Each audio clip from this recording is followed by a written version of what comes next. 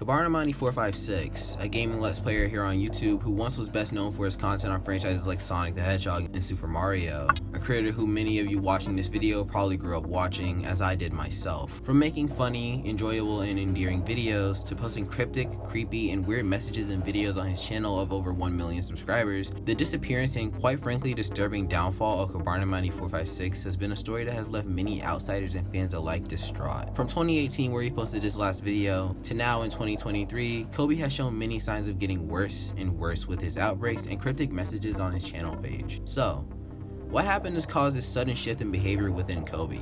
Well, you see, it's actually a pretty sad story, so allow me to tell it to you. This is the disturbing downfall of Cobanermani456.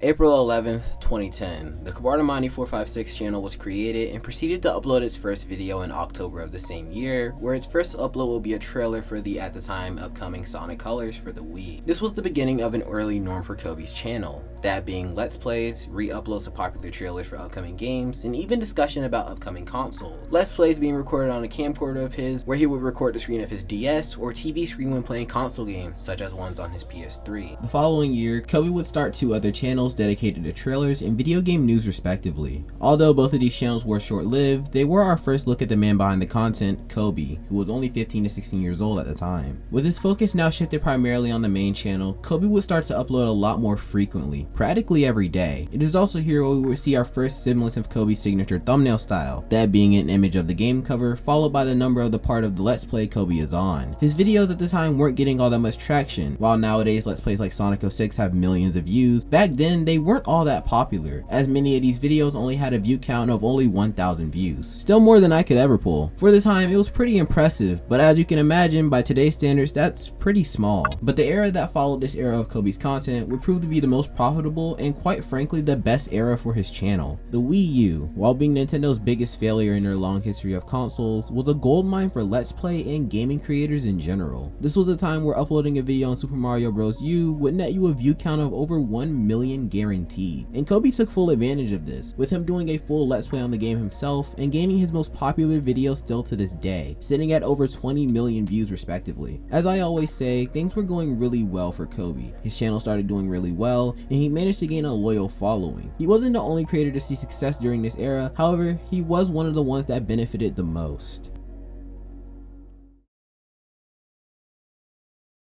This success continued on for many years to come, and along the way he managed to make many friends, one of which being the late Etika. Kobe and Etika had collaborated on many streams in the past and grew a close friendship behind the scenes. But in 2018, Kobe would upload a series of typical let's play videos on games like Sonic Heroes, Donkey Kong Tropical Freeze, and many more. Things were all the same until they weren't. Months went by and Kobe was nowhere to be found. This caused many to get worried and ask the obvious question of where he was. Many theories came out over the time, but many were purely speculative. Enter the story of Katie Heartwell, an ex-girlfriend of Kobe's, in a situation that could possibly explain where Kobe had gone after his disappearance in 2018. And I warn you all, this next story is not for the faint of heart.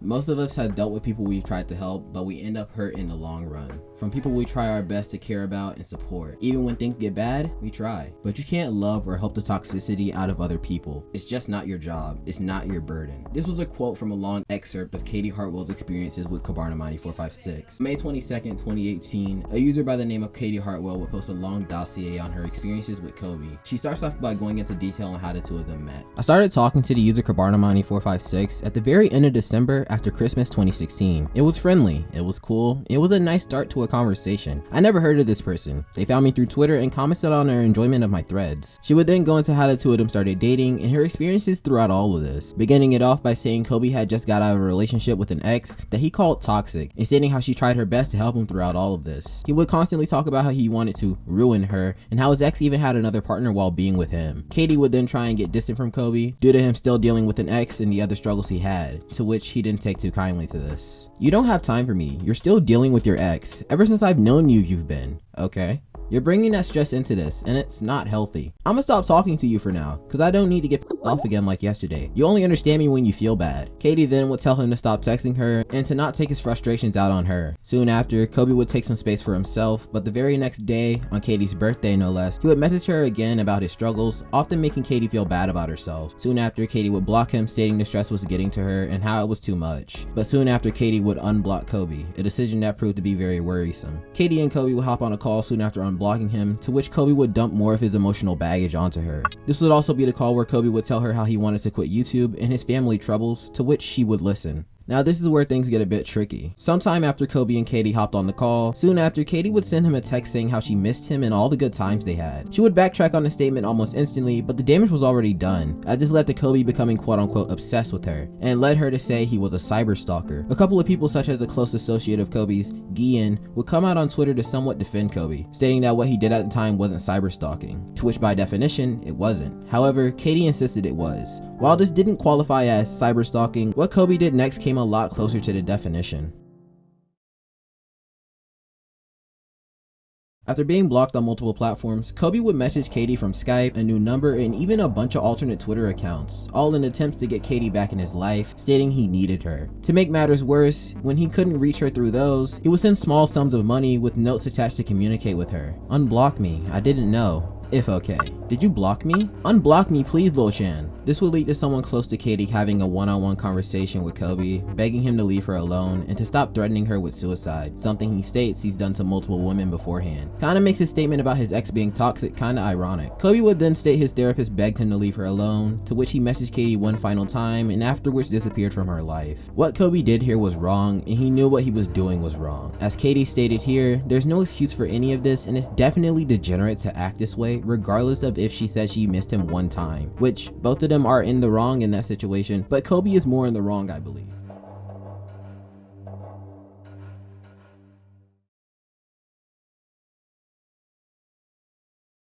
Now, soon after the Katie Heartwell incident, a channel by the name of Cobanermani456 would post a series of interviews with Kobe giving life updates on him and where he's been. He states in these interviews how he doesn't exactly plan to come back to the platform. It's also worth mentioning Kobe states part of the reason he left YouTube was didn't exactly enjoy it anymore and it felt like a chore. Point before until like the past 9 months.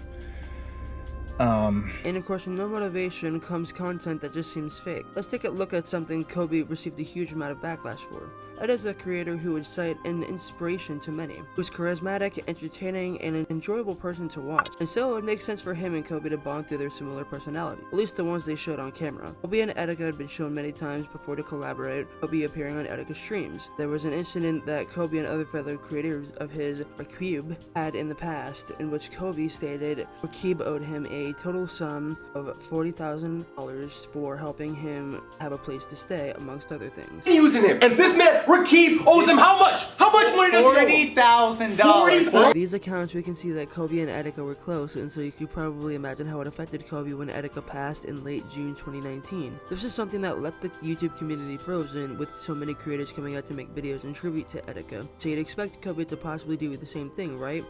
Well, no. We would release a video sometime later talking about Etika in a very negative way. Etika wasn't the only one to be talked about in this video, as Kobe was making videos talking about Rakib and his family, and even previously they mentioned Katie Heartwell, and for all of them he had some very negative things to say. Not only that, the weird and cryptic messages Wilted mentioned at the top of the video most seemed directed at his friends and his family, and his entire channel about section states, "Do not trust any of my past acquaintances or friends." He then goes on to say how Rakib is known for blackmail and how his friends and family took advantage of his ASD and other mental shortcomings for money and other things. And if you move over to his channel page, he talks about his dad lacing something he took and his mother forcing him to pay money to see his sisters. And if all of this to you guys sounds random, that's because it is. Kobe had broken out in so many episodes like this on his community page, constantly warning people about old friends of his not being able to be trusted, telling us how they took advantage of him. To see such an influential person in my YouTube journey fall down such a path has really been disheartening to see. All I can say here is it honestly leaves me sad and distraught to see someone I once found enjoyable turn out to be a pseudo cyber stalker and use his mental shortcomings as a crutch to be mean and badmouth others for no reason. Thank you to GhostWasHere for agreeing to collaborate with me on this video, and we hope you all enjoyed it. And if you did, here's some previous videos similar to this one. I've been Just Quilted, and until next week, later.